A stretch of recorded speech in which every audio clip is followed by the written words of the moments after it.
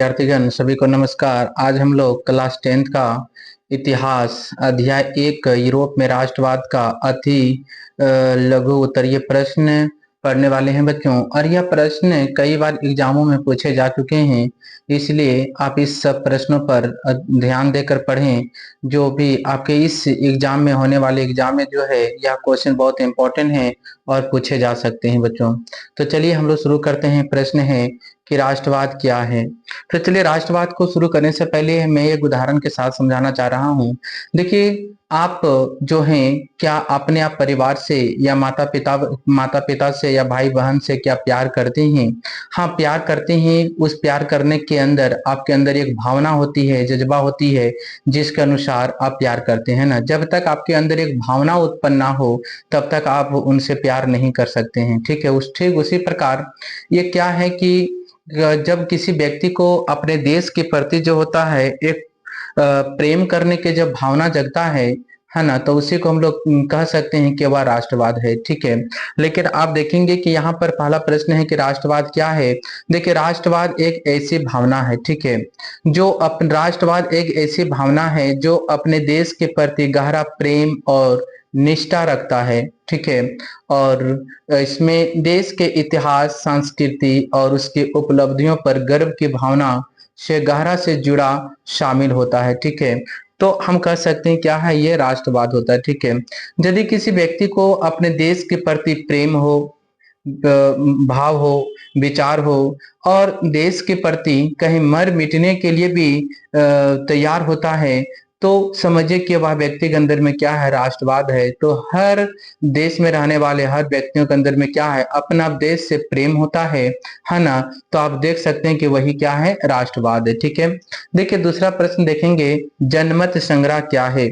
तो बच्चों देखेंगे, पहले सबसे पहले जनमत यानी कि जनमत। ठीक है, जनमत आप देखेंगे जनमत यहाँ पर जो है ना, तो जन और मत को यदि आप अलग करके देखेंगे, देखिए जन, तो जन के मतलब हो जाता है लोग, है ना। जन का मतलब क्या हो जाता है, लोग हो जाता है। ठीक है, और यदि हम मत का अर्थ हम देखेंगे, मत, तो मत का मतलब होता है विचार। मत का मतलब क्या होता है, विचार होता है। ठीक है, कि मतलब आप समझ सकते हैं कि जनमत कि जो किसी खास क्षेत्र के लोग जो अपने विचार को व्यक्त करने के लिए जो किसी एक जगह पर इकट्ठे होते हैं, हम उन्हें भी जनमत संग्रह कर सकते हैं। ठीक है, संग्रह का मतलब होता है बच्चों इकट्ठा होना। ठीक है, तो देखिए यहाँ परिभाषा में क्या दिया है, आपको पहले जो बताया गया उस पर भी आप ध्यान दे सकते हैं।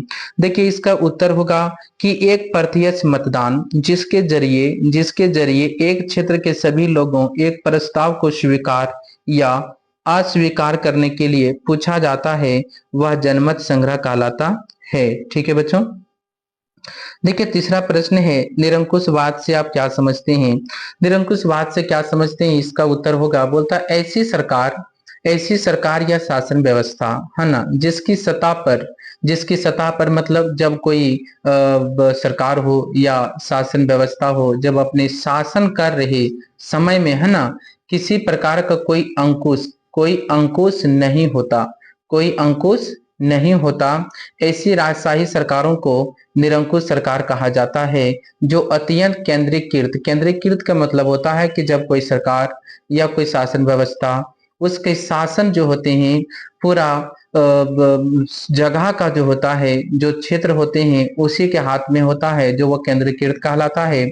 और बोलता है सैन्य बल का मतलब हो गया सैनिक बल पर। ठीक है, सैन्य बल पर आधारित और दमनकारी सरकारें होती है। ठीक है बच्चों, देखिए चौथा प्रश्न पूछा गया है। चौथा प्रश्न आप देख सकते हैं, चौथा प्रश्न है कि उदारवाद से आपका क्या तात्पर्य है।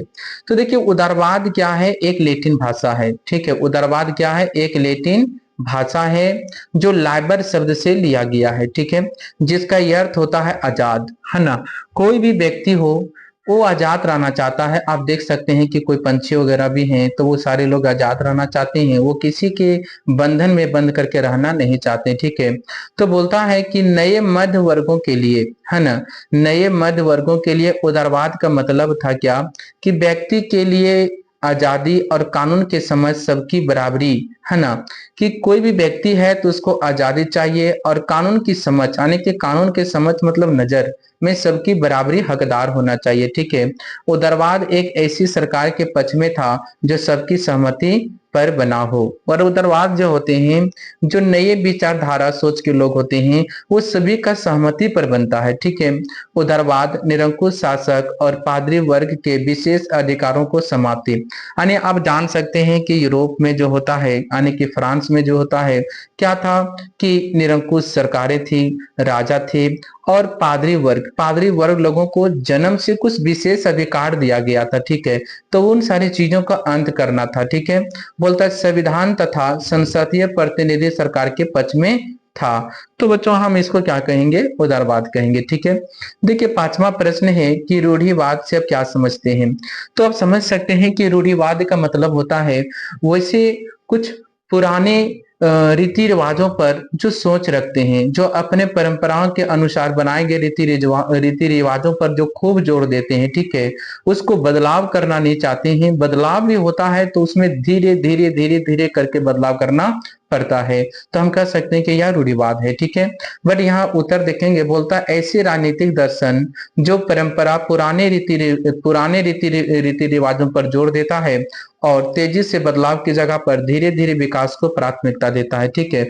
जो परंपरा के अनुसार जो हमारे रीति रिवाज है वो उन लोगों उस पर जोर देता है, लेकिन कुछ उदारवादी लोग जो होते हैं, नए विचारधारा के लोग होते हैं, उसमें बदलाव करना चाहते हैं, लेकिन क्या होता है उसमें धीरे धीरे हमारा बदलाव होता। देखिए छठा नंबर प्रश्न है कि कल्पना दर्श यूटोपिया क्या है? तो बच्चों कल्पना दर्श और यूटोपिया दोनों एक ही चीज होता है। ठीक है। हम कल्पना दर्श कहेंगे या फिर हम यूटोपिया। ठीक है। तो बोलता है कल्पना दर्श यूटोपिया क्या है? बोलता है कि ऐसी समाज की कल्पना करना, ऐसी समाज यानी कि बहुत बेहतर समाज को बनाने की सपना देखना, बट संभव नहीं हो पाती है। ठीक है। तो समझिए ये मेरा क्या है? कल्पना दर्श है। बट आप आंसर में देखेंगे ऐसे समाज की कल्पना करना जो इतना आदर्श है कि उसका साकार होना लगभग असंभव होता है। ठीक है। तो आप इसको कल्पना दर्श या यूटोपिया कह सकते हैं। ठीक है। देखिए सातवां नंबर प्रश्न है कि फ्रेडरिक सोरियो कौन था? तो देखिए फ्रेडरिक सोरियो एक फ्रांसीसी चित्रकार था। चित्रकार जैसे आप किताब के पेज पर देखे होंगे, वहां 4 प्रकार के चित्र को बनाया गया है। ठीक है। तो बोलता है कि फ्रेडरिक सोरियो एक फ्रांसीसी चित्रकार था। ये फ्रांस का रहने वाला था, फ्रांसीसी चित्रकार था। ठीक है। जिसने 1848 ईस्वी में ये 4 चित्रों की एक श्रृंखला बनाई, है ना, जिसमें उन्होंने अपने सपनों का संसार रचा, जिसके माध्यम से उसने गणतंत्र, स्वतंत्रता, ज्ञानोदय, राष्ट्रीयता को एक आदर्श के रूप में प्रस्तुत किया। ठीक है। तो ये क्या था? फ्रेडरिक सोरियो का चित्र बनाकर लोगों को समझाने का प्रयास किया कि किस प्रकार से हमें अपने यूरोप में राष्ट्रवाद के प्रति हमें जागरूक होना है और जो हमें अपना आजादी को पाना है। ठीक है। देखिए आठवां नंबर प्रश्न है कि वियना सम्मेलन की मेजबानी किसने की थी? ठीक है। तो देखिए बोलता है कि सन 1815 में रूस, ब्रिटेन, फरसा और ऑस्ट्रिया जैसे यूरोप शक्तियों ने मिलकर नेपोलियन को वाटरलू के युद्ध में हराया था, है ना। बोलता नेपोलियन को हराया था कौन? देखिए सबसे पहले क्या था कि रूस, ब्रिटेन, फरसा और ऑस्ट्रिया जैसे यूरोपीय शक्तियों ने क्या किया? मिल गया, और मिलने के बाद जो होता है नेपोलियन को वाटरलू के युद्ध में हराया था। ठीक है। वाटरलू के युद्ध में हराया था।